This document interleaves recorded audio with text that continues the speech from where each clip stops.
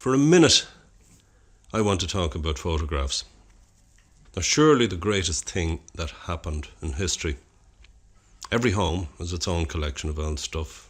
Dog-eared, black and whites, yellow, sepia. People captured in a moment. Real, living, thinking, working people.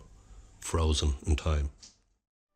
I came across one such photograph at the tail end of last year's summer, down in Castlebar in the Museum of Country Living. It was a photograph of a very slim, 50-ish gentleman standing beside a half-finished straw mat, and beside him his 9-year-old only child, a very serious little boy. An old-fashioned man in his own field, showing his own skill of an autumn day in 1963. 50 years and a bit more. I know all this because the little boy in the picture is myself. And the da, Pat Monks, was a dab hand at making anything from the produce of the land. From rush St. Bridget's crosses through straw mats, bee skeps, sugan chairs, willow baskets, to the grandest little bits of carpentry. His father before him was an accomplished dealer. He'd moved from the Galtee Mountains to the outskirts of Balbriggan in County Dublin, and he built a hell of a business with the farmers and butchers of the North County Dublin. Bred a bundle of sons, but it was the second youngest son who was the chosen one, the Dalai Lama of sheep and cattle dealers. Mick, we may as well get on first terms. Mick was wrestling with arithmetic in the Tech in Balbriggan. He must have been 14 years of age at the time when Mick Sr. landed into the classroom. "Here," says he, "enough of this. There's a fair in Anascall in the morning. I have to bring sheep over to Matt Rooney. So you may get the train now to Tralee and get a lift out to the fair. Buy every white-eyed heifer you see, but don't give any more than £7.10. Them other lads of mine wouldn't buy eggs in a hen house."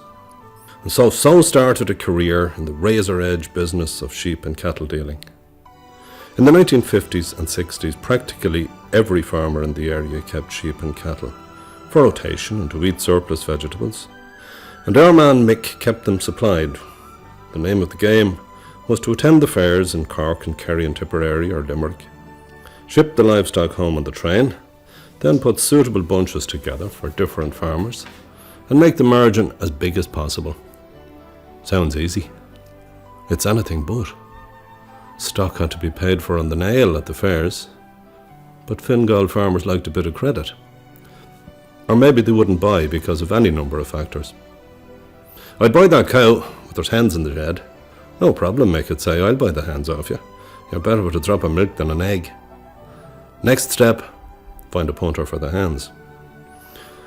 The business grew, things changed, CIE got awkward, enter the van, the scut truck, the cattle lorry. Now Mick could arrive any time. "I hear you sold the black bullocks. I've 10 rare ones here in the lorry." The word no was a waste of wind. Let them stand into the yard, I won't charge you for looking at them. Once their hooves hit the ground, it was all over bar the technicalities. During the farming expansion of the late 60s, Mick had orders for all sorts. One of the neighbours ordered a Hereford bull from him. Now, Hereford bulls were scarce. They were as scarce as millionaires at the time.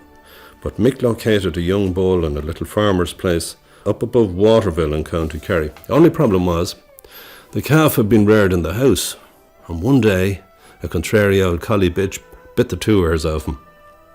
Mick bought the bull and sold him to Tommy, the neighbour, in the dark 2 nights later. When Tommy caught up with him, the answer was, "Are you going to talk to him or let him bull cows?" I can well remember that big roan bull for years and years doing his job for Tommy, not an ear in sight.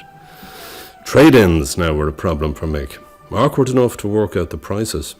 I remember a man calling in our gate to him once upon a time. He said, "Hey Mick, what's Horn Joe's worth?" He said, "Nothing, it'll be worth less next week." Once early enough in his career, Mick found himself in the town of Rush in County Dublin on a sunny summer's evening. He'd come to a football match and his lift had disappeared. He got talking to a decent man in the area, Garvey Butterley from up the road. Turned out Garvey had a short-horn cow for sale, and Mick wasn't prepared to miss her. So he made his deal, paid up. Gee, she was terrible cheap. And he thought, how will I get her out of this town? If I leave her, Garvey will sell her again in the morning. But no transport. So he put his hand on the red cow's hip and walked her out the Whitestone Road past the graveyard and on to Bow Hill. She was a quiet old doll. There was no traffic.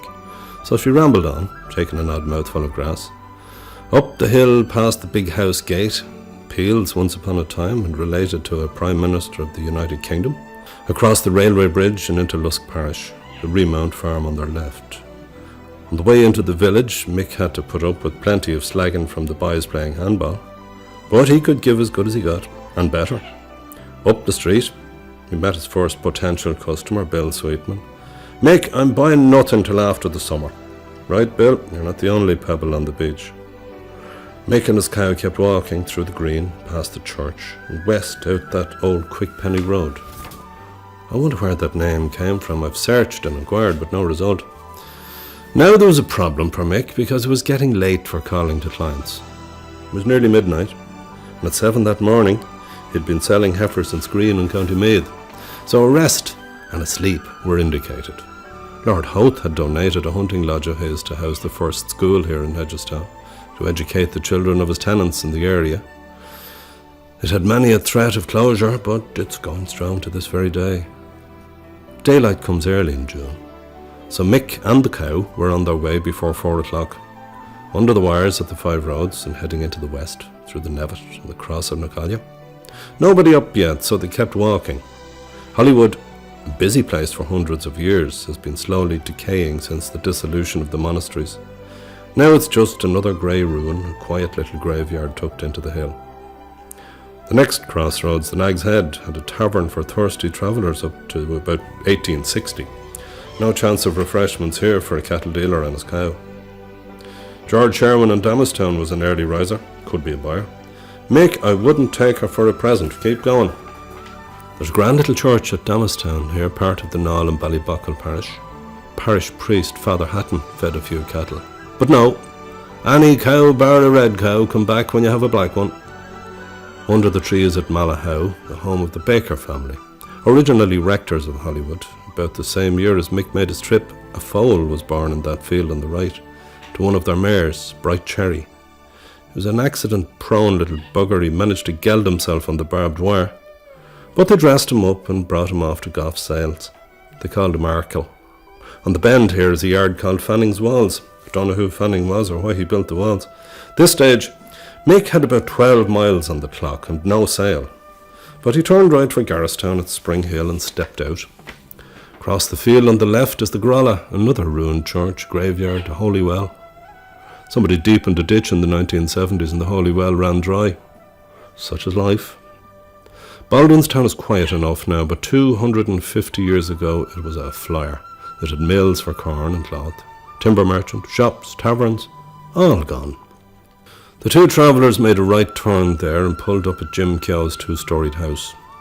Jim didn't surface too early, so Mick lit a handful of gravel at the top window. "Have a smashing cow for you, Jim." "How much, Mick?" £12.10. "Turn her into the shed and I'll give you a brief in a minute." The word check was never said in polite circles. It was always a brief. Mick collared his brief, got a lift to Balbriggan with the bread man. He had to be at a fair in Kilmallock the next morning. My big regret is that we didn't just capture him on the camera before he passed away. He kept up the trade until he was at the end of his years, and then his health packed in and Alzheimer's took him for its own at the very end. The last time I met him, I don't know if he even knew me. But still, he said, "Good man, how are you? Any chance of a brief?"